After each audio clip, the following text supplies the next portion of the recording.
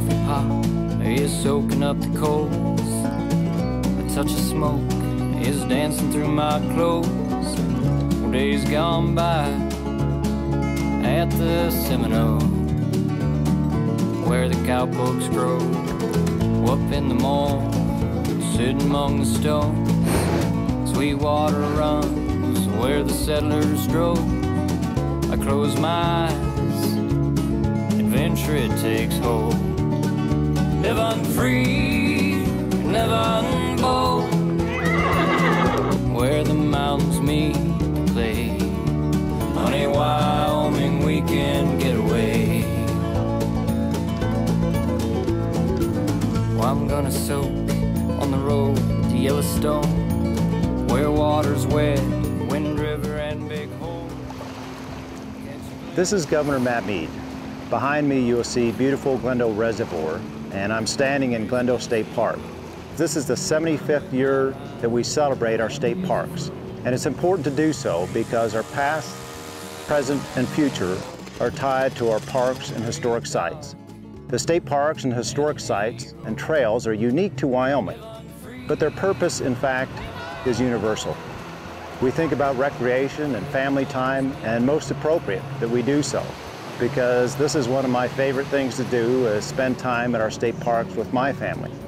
But as we reflect on our history and how we can make better decisions in the future, we recognize that those who came before us, who had the foresight to create state parks, to recognize historic sites, historic trails, they have added to our culture and our history and our heritage. This is a time to say 75 years ago, people had the vision. They had the foresight to say, this is what Wyoming can be. It connects our past to our present and to our future. Those of us today should take that time to reflect and say, those decision makers in the past had great vision about all that Wyoming could be. Those who came before, on the rocks they wrote, God made a bridge and the stream below. Miles and miles of trails in the snow. Well, Friday's here and off we go. Living free, living bold, where the mountains meet and play. Honey, Wyoming weekend getaway. The old saying is, if you don't know your history, you're bound to repeat it. Wyoming has a colorful past. We have some past we're not too proud of. We have some past that we're very proud of. But nonetheless, all of those events eventually lead into connections that we can make with the past, events of the past, lessons that we can learn from the past that will lead us to make better decisions in the future. Well, the historian, we always say, if you don't care much about your history, you don't care much about the future either, so I guess that's my philosophy. I just happen to be interested in what happened.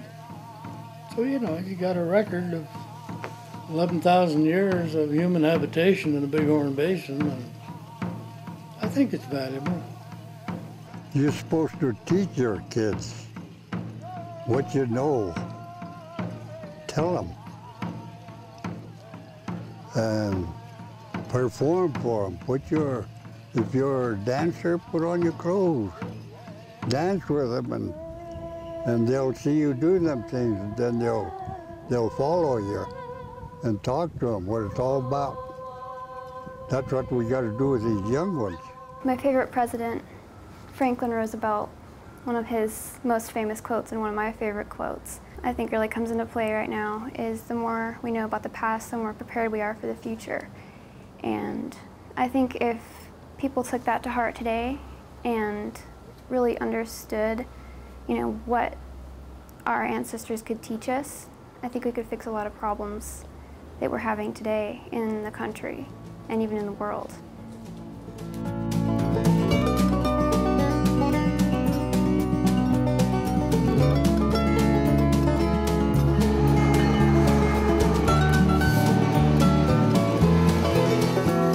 We're talking about Wyoming being known as a pass-through state, and it very much has been a pass-through state.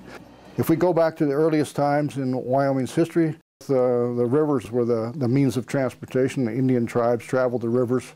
Indian tribes came to Wyoming to get materials or to pass through Wyoming to trade with other Indian tribes. I'm working on a collection here now that came from north of Rawlins. And, you know, we got a lot of stone there. It came from down around Amarillo, Texas. And a lot of it came from atop the Bighorns. We've done archaeological digs in the canyon, and we have dug up some artifacts that date back about 9,000 years. So we know people were using the canyon. Those people would have been prehistoric folks coming up here probably for the same reason that Native Americans came up later on. Like Sinks Canyon, there's nothing written down about our tribe. That's where our people used to camp and pick their different kind of roots for medicine. And there's nothing written down about that either. There are also outcrops of chert in the canyon walls, and chert is the major stone that the Native Americans used to create their tools.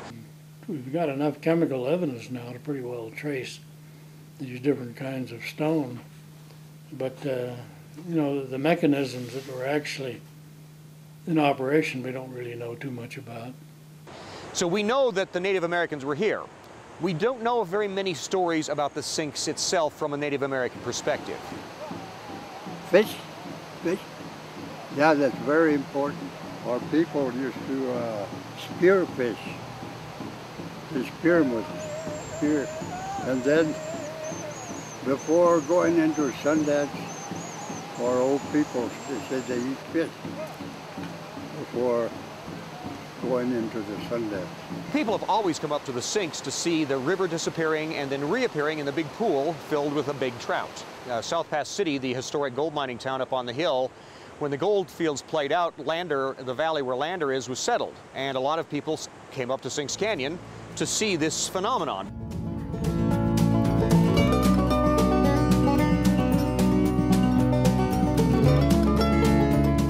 Wyoming's history, in my view, is a cause and effect history. No event happens in isolation. Women's suffrage, for example, didn't happen just out of the blue. There were several situations that took place that caused it to happen.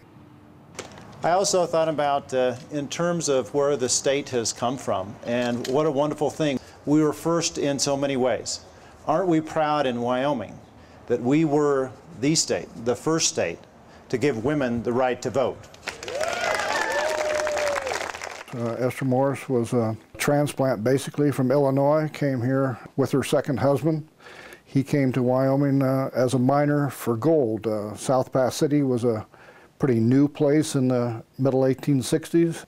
It had first been discovered by travelers on the Oregon Trail who had gone off the trail to hunt and so on, and those of the hunters who had some geographic and some geologic knowledge realized that that region was probably going to have some gold deposits. The California gold rush came along in 1848 and 49, and people kind of forgot about South Pass until the middle 1860s, and then came back to South Pass, and we had a mini kind of a gold rush in the middle 1860s to about 1880. Wyoming territory had been established in 1868. It wasn't until 1869 actually that the government was put in place, and late in 1869 a call came out from the government to the various places of population in Wyoming to elect representatives to come to Cheyenne. Esther Morris was a 6 foot tall, 180-pound woman, pretty strong in her means. She had a tea party, I believe it was in September of 1869. She invited H.G. Nickerson, who was the Republican candidate, and William Bright, who was the Democratic candidate, to come to her cabin. She invited some of the influential people of South Pass City at that time to join. And when they were there, she had them stand up, and she asked that whichever one of them be elected, that they introduce a bill for women's suffrage. William Bright was elected, and then in December of 1869 introduced the bill. So very definitely a cause and effect situation there, bringing women's suffrage to the state of Wyoming.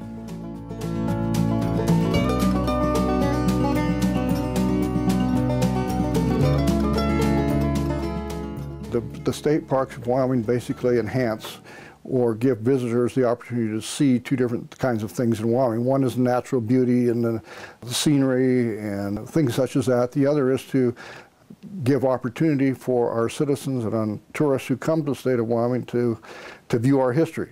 The natural beauty portion on that side, we've had many dams built across the state.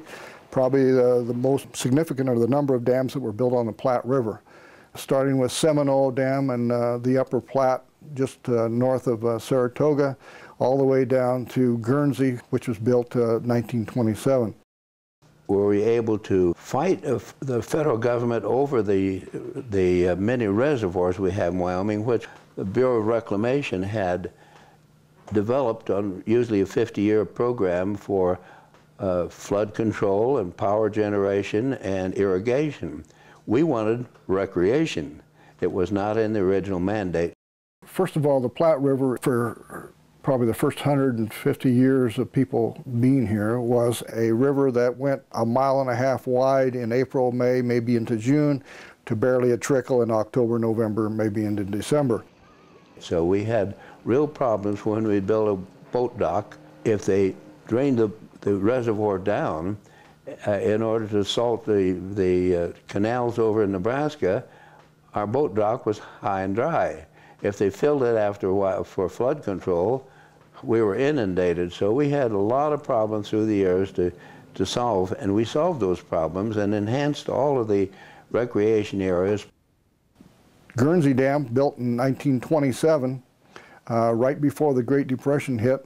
Beginning in the early 1930s, the CCC, the Civilian Conservation Corps, boys who were working in the CCC built roads, they built bridges, they built campsites, they built a museum, they built a lookout point, and so there was a very close connection there between the federal government's trying to create jobs during the Great Depression and a need for hydroelectric power, controlling the river, and irrigation in Wyoming. They've all enhanced over the things that we started, and yes, it's statewide now, and it's a big part of Wyoming's economies because much of it is recreation. People come in to see what we've got and use these facilities. And so a lot of cause and effect relationships having to do with the dams and recreation and the hydroelectric power that's built in the state.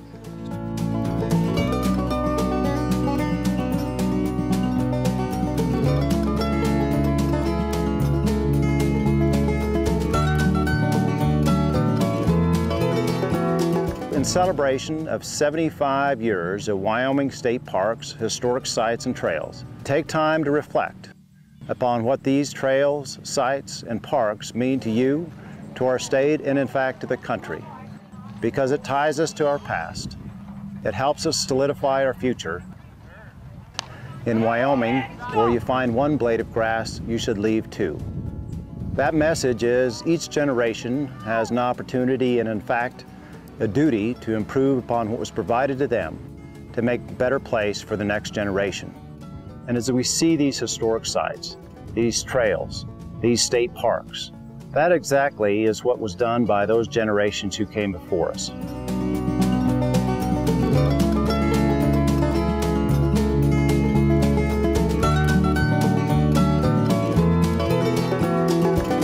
No coffee pot is soaking up the cold. This gives us an opportunity to help make better decisions today for those who come tomorrow. So I encourage you, as you celebrate with me 75 years of history, to get out by yourself or with your family and friends, enjoy the beauty, the recreation, and the opportunity, and also take time to reflect upon what this state means to you, what it could be, and those who came before us, and their thoughts in making this special place we call Wyoming. Where the mountains meet the clay, honey, Wyoming, we can get away. Well, I'm gonna soak on the road to Yellowstone, where water's wet, Wind River and Big Hole. Catch a glimpse of a buffalo grazing as he goes, might wet my line, happy as a float. Leisure and lass sitting at Glendo, an old gray dog and an 8-year-old, living free and living bold. mountains meet the clay. Honey, Wyoming, we can get away.